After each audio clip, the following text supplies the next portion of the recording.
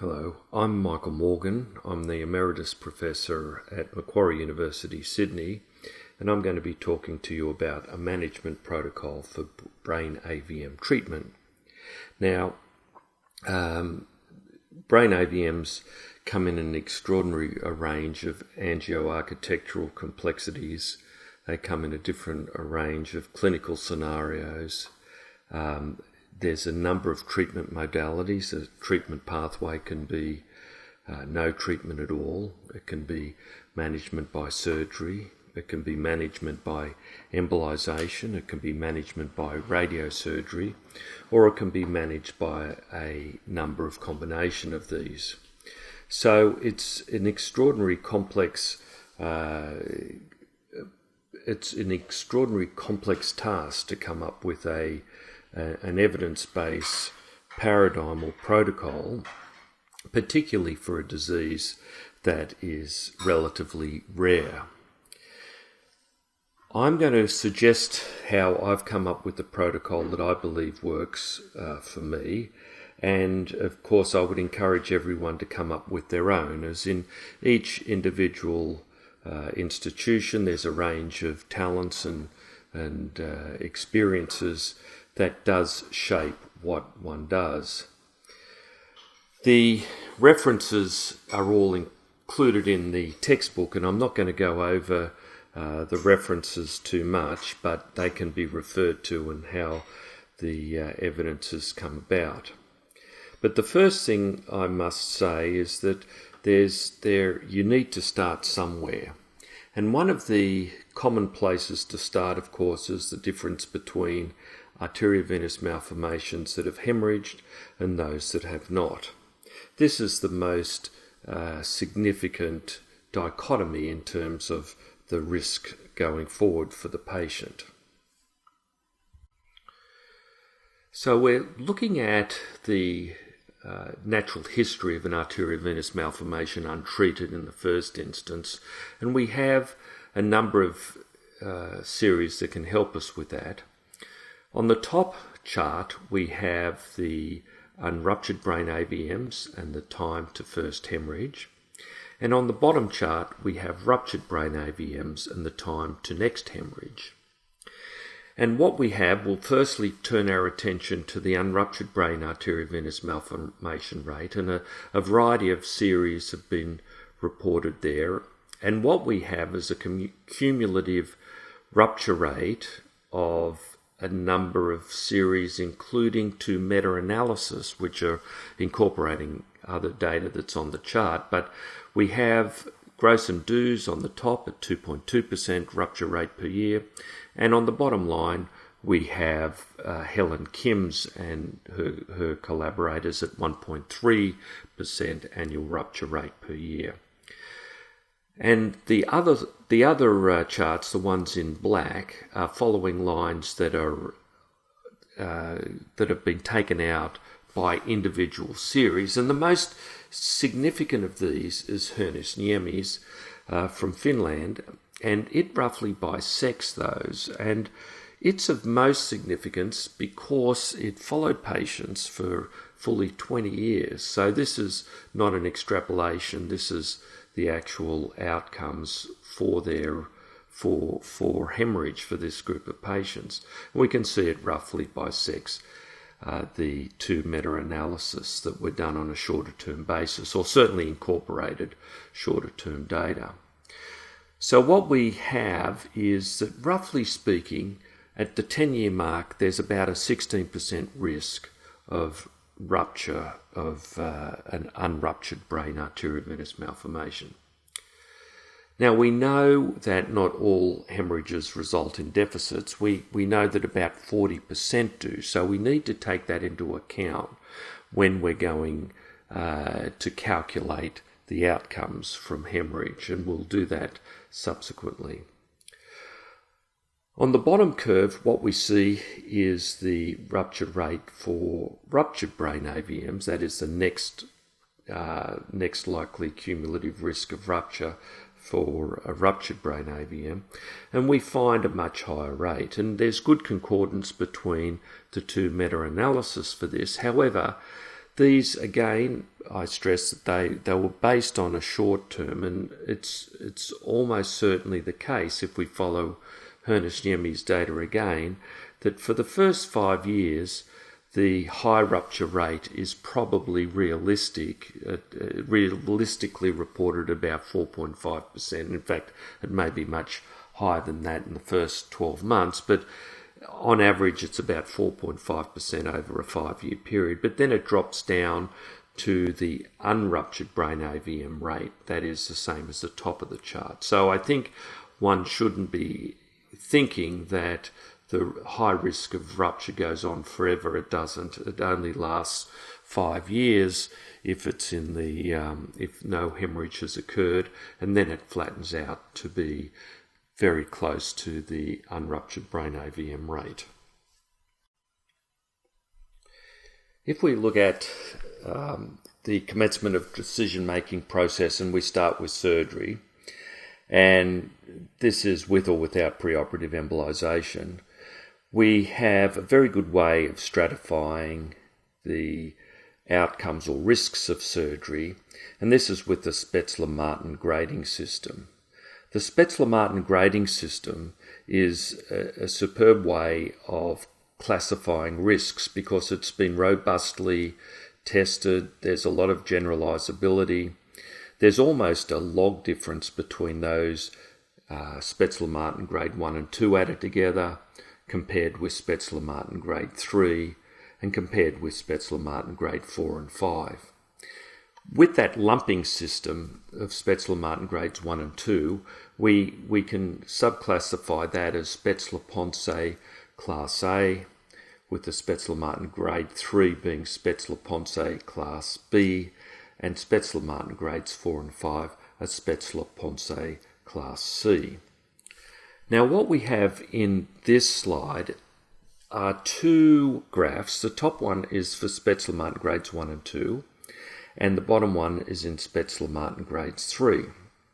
Now what you see in Spetzler-Martin grade 1 and 2 is that between a group of different surgeons, well, not all of them are different surgeons, some represent the same groups, but essentially there seems to be a significant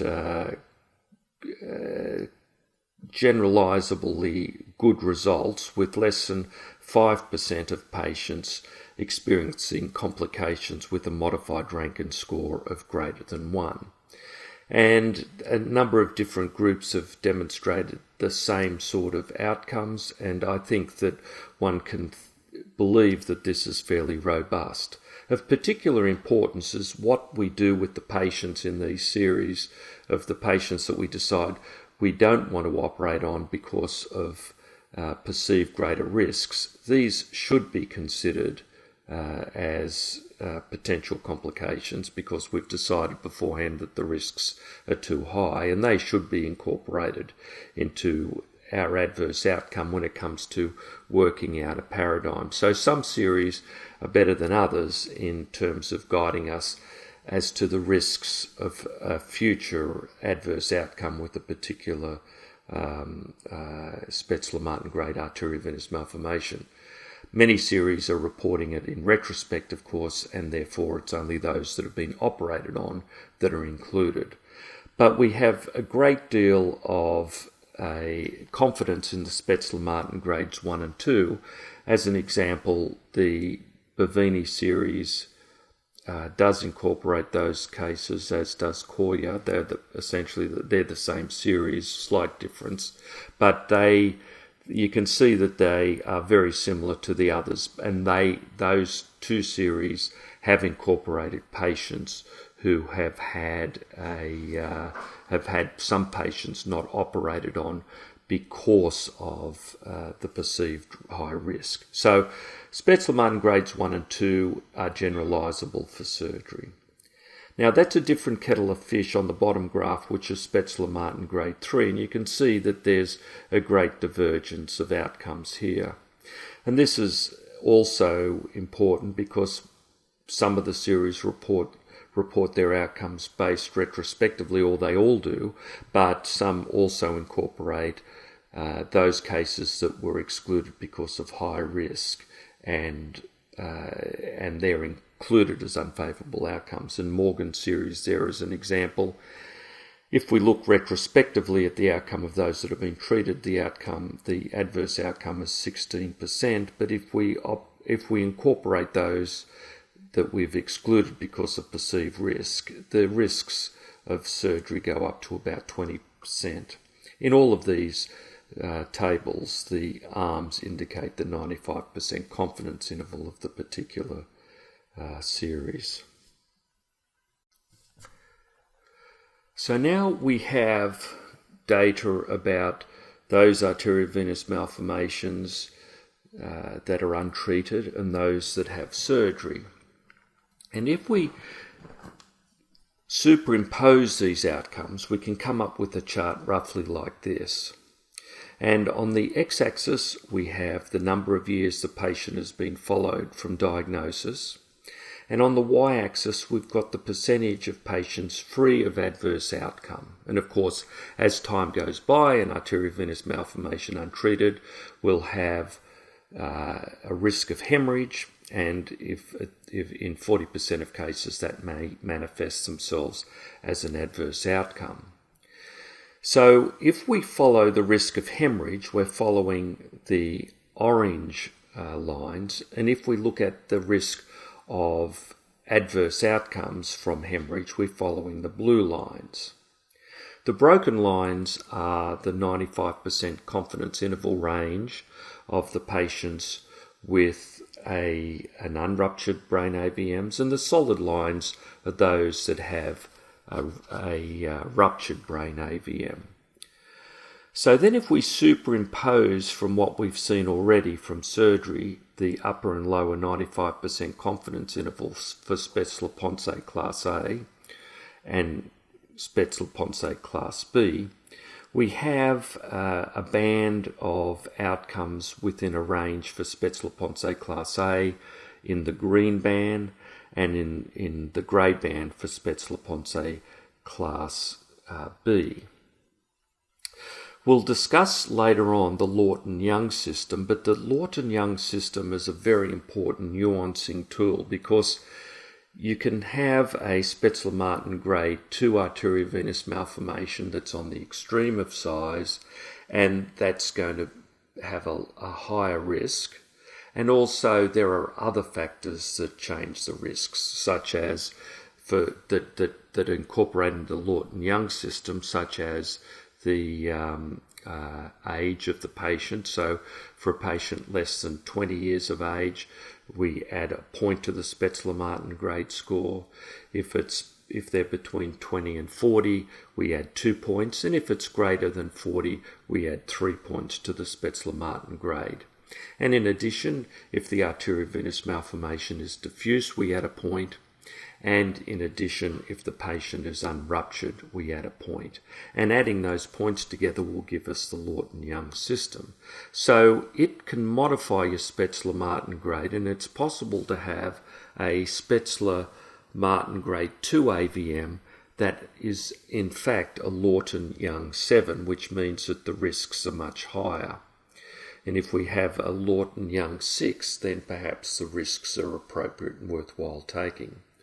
But as you can see, we can follow these curves, and we can say that if an arteriovenous malformation has ruptured, then we're following the solid blue curves to deficits, and probably the range of outcomes is better for surgery for these patients after around about 8-9 years, and certainly after about 12 years following the diagnosis and treatment. However, for Spätzle-Martin grade 3 AVMs, this cross occurs much later, and we're really looking at upwards of more than 20 years before a ruptured AVM, and certainly much more than 20 years for an unruptured brain AVM to have benefited from surgery. And this certainly needs to be taken into account. And this is why the Lawton-Young system is very important, and why when we see a patient, we tell them that we're looking at a lifetime risk of protecting, but it may take many years of good quality life before the risks are worth taking. So that if you, for instance, see someone who's in their 80s and they might be a very, very good 80-year-old, but they're still not likely to reach 100, so you're probably not going to have 20 years of good quality of life left. So you, by and large, this is looking at a younger patient's disease. And it's also why when we look at series and outcomes from comparing treatment with no treatment, the first 5 years is never going to be good for pretty much any form of treatment when we're comparing it with an untreated arteriovenous malformation.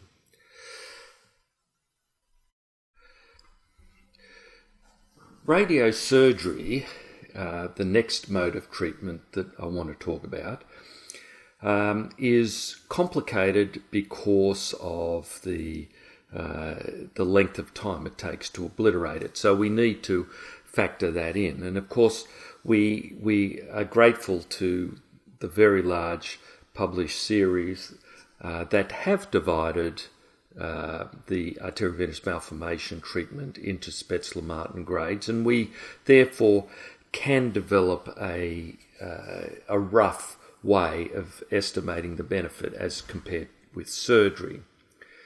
So this is a graph of the obliteration rate, the proportional obliteration rate, not the percentages is outlined there, but it's the proportion obliterated, and the x-axis are the years over which the patients are monitored. And this is my extrapolation from a number of papers of particular notice, Carno's contribution here. But we can divide Spätzle-Ponce class A's into those that are less than 2 centimetres, and we can follow the blue line there, and we can follow the green square for the Spätzle-Ponce class A's that are 2 centimetres or more in size.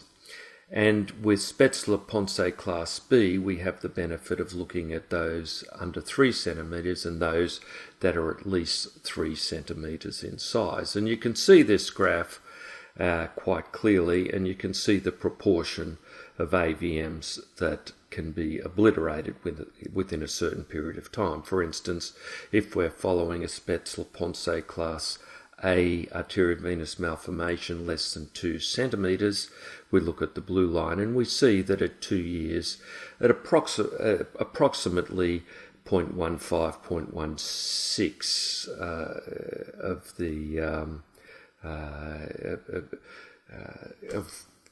of the cases have been obliterated. So 15% have been obliterated in that time, and by 4 years it's reaching a plateau and the maximum effect has occurred. So we need to factor that in, and we need to also have a way of communicating or comparing to surgery.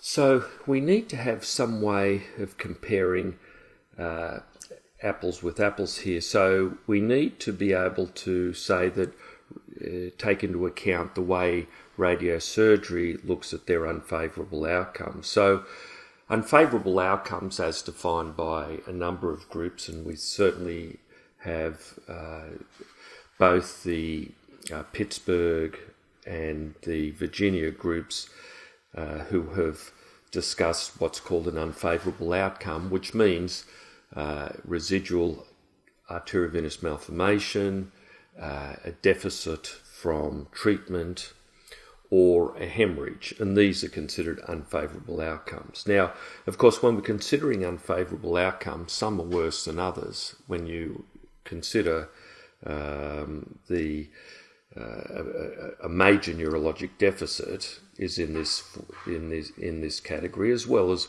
residual AVM that still may be able to be treated subsequently, and that's obviously of a less significant problem.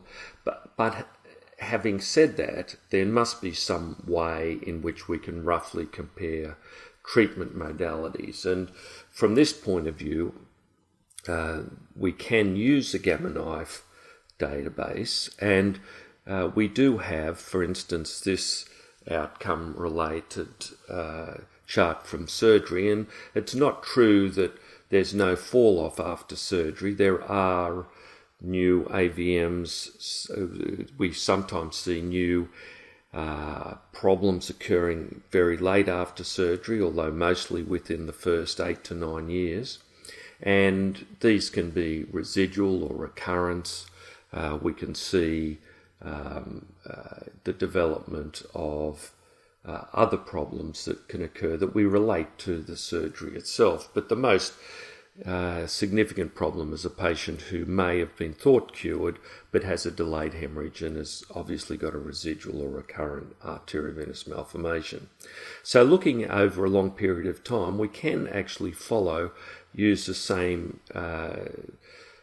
judgments as the Gamma Knife radiosurgeons, and in fact we can also say that those patients that we choose not to operate on because of perceived risk, that's also an unfavourable outcome. So we can now start to correlate, and in fact a regression analysis of surgeries with respect to unfavourable outcomes. So now we're looking at the data out at 8 or 9 years after surgery, and we're also incorporating patients that we did not operate on because of perceived greater risk and consider those as part of unfavourable outcome.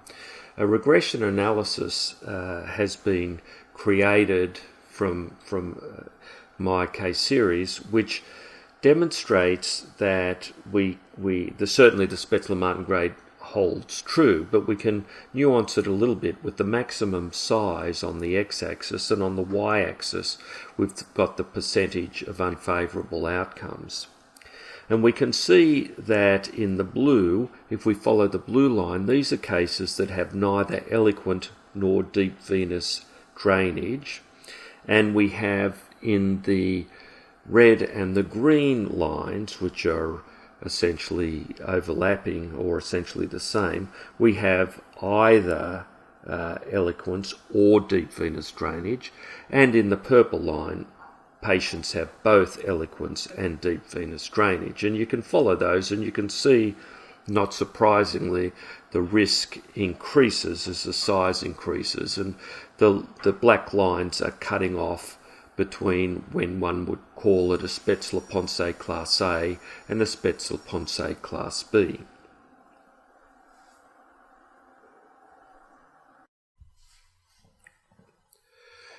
Another treatment modality is that of embolization. Now, embolization is particularly difficult to assess because it evades generalizability.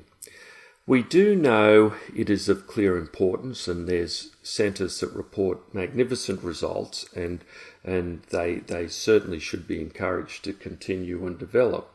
However, it suffers from the problem that most of the series are smaller in number and continue to change the techniques.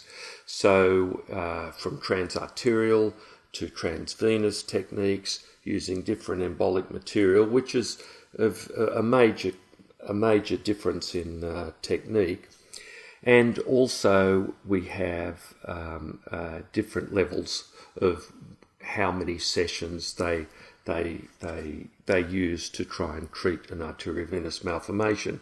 And also it's very difficult when reviewing the different series as to what the initial intention is, whether it is to completely obliterate the arteriovenous malformation, or is it to see how we go?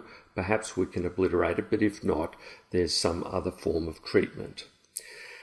And this was certainly highlighted in the Aruba study, where we see that many of the patients that were treated had embolization in the mix, and the majority of the treatment modalities were in some way, shape or form, just over the majority, incorporated embolization.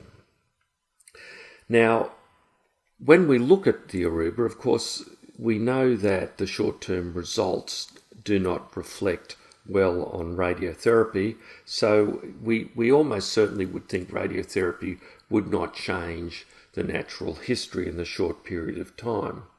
And unfortunately, the majority of patients undergoing surgery had preoperative embolization, which somewhat clouds the issue, but we can think that perhaps there's a concern that embolization played a role in the outcome, which suggested that intervention on an unruptured brain AVM was not as worthwhile in the short term as the natural history. Of course, we're talking about the long term, and these are guidelines only, and we can't be sure as to whether these results would be held up over a 10 to 20 year period, which is what we're looking for when we're trying to treat most arteriovenous malformations. It would be good to see a result early, but for the most part we're looking at younger patients treated for the rest of their lives rather than for a short period of time. So unfortunately I'm not able to incorporate embolization into the protocol, but I certainly would encourage you in centres that have an embolization team that is very, very successful, and perhaps one of those star teams that are in the literature, to try and find a space in your protocol for them. So where do we start? I believe when we're doing the decision making, we start with the Spätzle-Ponce class, and we divide it into the A, B and C. So we're looking at Spätzle-Martin grades 1 and 2 in the A, Spätzle-Martin grades 3 for the B, and the Spätzle-Martin grades 4 and 5 for the C. And we'll deal with each of these on their own terms. So firstly, looking at the unfavourable outcomes, we again go back to the previous chart that you've seen, and we superimpose what is the unfavourable outcome for Spätzle-Martin grade 1 with radiosurgery, and we see that it is well above, it's around about the 25% mark for across this chart. And Spätzle-Martin grade 2 quite as well with radiosurgery, and we can see that the unfavourable outcomes are considerably more than the Spätzle-Martin grades 1 and 2 treated by surgery. However, one does need to understand that the majority of these unfavourable outcomes are residual. Now that's a worry because it is a risk of future hemorrhage, but it's not an irreversible problem such as a major deficit.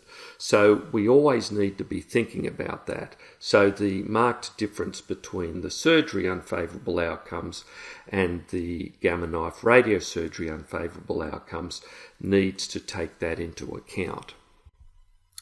So that when we're looking at it, the way that I like to look at it is, firstly, I want to ask myself, is this a Spätzle-Martin grade 2 that is unruptured, diffuse in an older person? And the reason I do that is because we know with the Lawton-Young modification, which adds a point for those patients less than 20 years of age, 2 points for those between 20 and 40 years of age, and 3 points for those greater than 40 years of age, plus adds a point if it's diffuse, and plus adds a point if it's unruptured. And this gives us a break point where we can say that a Lawton-Young 7 grade, which is a Spetzler-Martin grade plus the points associated with the Lawton-Young system, if we're looking for a Lawton-Young number of 7, we're concerned that there's up to a 60% risk of being unfavourable, free of deficits or complications as a consequence of the surgery, and this is quite markedly high. So we do need to nuance the Spetzler-Martin grades 2 a little bit. So if it's a Spetzler-Martin grade 2, and in addition to that it's unruptured, and in addition to that it's diffuse, and in addition to that the patient is greater than 40 years of age, then we definitely need to consider radiosurgery for that patient. If you do not have all of those conditions, so you could have one or other of those conditions, but you don't have all of them, then surgery is the preferred mode of treatment. So when we're looking at radiosurgery, we need to sort this out in our office. So although the system of detecting volume is very, very precise in the gamma knife units, there is a very rough way of applying the Pollock-Flickinger score, which is a way of looking at those that are likely to benefit from radiosurgery, and it's written here. It's 0.05 times the diameter in centimetres times diameter B in centimetres and the third diameter in centimetres, and we add that to the age multiplied by 0.02 in years. And we also add 0.5 if it's located in the basal ganglia, thalamus, or the brainstem. Now, if this sums to less than 2.5, and it probably has to be way less than 2.5, then radiosurgery is my preferred option. If it is greater than this number, then I consider conservative management. However, if there is a feeder aneurysm and you're worried that the risks of surgery, the risk of rupture in the near future is high, then I might be steered into surgery rather than conservative management. So this is how it looks, the first part of my paradigm, and I think it's reasonably well evidence-based. The surgical series seem to be very consistent and generalizable. And what is important, though, is that in your own unit you achieve similar results to those that are in the published literature to be able to follow this. Now, going on to Spetzler-Ponce class B. Now, this is very much more difficult because it's there's far less good results in the literature for these, and there's many cases that have been omitted from the case series, and these need to be taken into account for it to be generalizable, and few series have done so. But there are some series that have done so, and we will use those as our evidence. So when we're starting with the Spetzler-Martin grade 3, the first issue is whether it is ruptured, and if it is not ruptured, how old the patient is. If it is ruptured, we also want to know, is it a compact arteriovenous malformation? And the importance of this is that the Spetzler-Martin grade 3 AVMs, I find the Lawton-Young grading system very, very important in nuancing the management decisions about these arteriovenous malformations. As we can see, that if we've got 3 points for a Spetzler-Martin grade 3 and it is not ruptured, then that's 4 points. And if they're greater than 40 years of age, then we're at our Lawton-Young 7. So very quickly we've got to a point where surgery is probably a risky business for the patient. Again, we can see that with radiosurgery, Spetzler-Martin grade 3s also do worse, mostly because of the risk of leaving arteriovenous malformation uncured after 8 years. But we also can see that the Spetzler-Ponce class B rapidly gets up, by surgery, rapidly gets up into high risk categories. So how we finesse this is that if you've got a Spetzler-Martin grade 3 that is not ruptured and is greater than 40 years of age, then we consider radiosurgery. If the patient is less than 40 years of age and the arteriovenous malformation is compact, then we would recommend patients consider surgery. If it's a diffuse arteriovenous malformation and less than 20 years of age, then I would also consider radiosurgery. But if it is none of those, if the arteriovenous malformation is diffuse and the patient is 20 years or more in age, then I would favour radiosurgery. If the arteriovenous malformation, on the other hand, is ruptured and it is compact, then I would recommend surgery. If it is diffuse and the patient is older than 40 years of age, then I would recommend radiosurgery. And the same discriminator occurs if the patient has a feeder aneurysm or they've got a high Pollock-Flickinger score. In these cases, I may consider conservative if there's no aneurysm. I may consider surgery if there is a feeder aneurysm. The most highly individualised group of patients is the Spetzler-Ponce class C, and this is very heavily nuanced by the Lawton-Young grade. For the most part, surgery for an unruptured Spetzler-Ponce class C is unwarranted, but there are exceptions to the general recommendation of conservative management. Generally speaking, these are large arteriovenous malformations, so we don't have the same option of radiosurgery for these. They have a low likelihood of cure. There are some innovative ways and strategies in managing it with radiosurgery, but for the most part, these are on very, very small case series, and it's very difficult to generalise. But as it stands, I believe that the first place we've got to start is considering whether the patient has a ruptured, compact arteriovenous malformation and is less than 40 years of age.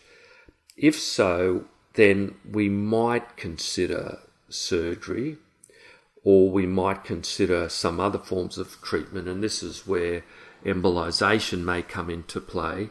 But if the patient is under 20 years of age, it's ruptured and compact, then there may well be a possible role for surgery. And I say may well be because most series are highly selected and the outcomes from surgery are quite poor in general across the group, but for a particular group, we can get down to a Lawton-Young 6, which suggests that there's a 25% unfavourable outcome or 75% favourable outcome if we're looking at the long term, and that may be an acceptable outcome for surgery for those under 20 years of age. So that's a particular group of patients that may benefit. So again, ruptured arteriovenous malformations that are compact and under 20 years of age, it's possible that surgery may be appropriate in those. It can be considered. However, for the most part, it's considered not appropriate to undergo surgery. But there may well be, for a ruptured arteriovenous malformation, points that are considered to be of high risk of bleeding, such as an intranidal aneurysm or a feeding aneurysm, and they might be identifiable. And so these may be possible targets endovascularly. Now, the one exception to considering treatment for an unruptured Spätzle-Ponce class C is for those that have intractable seizures that are dangerous for the patient and are really life-altering.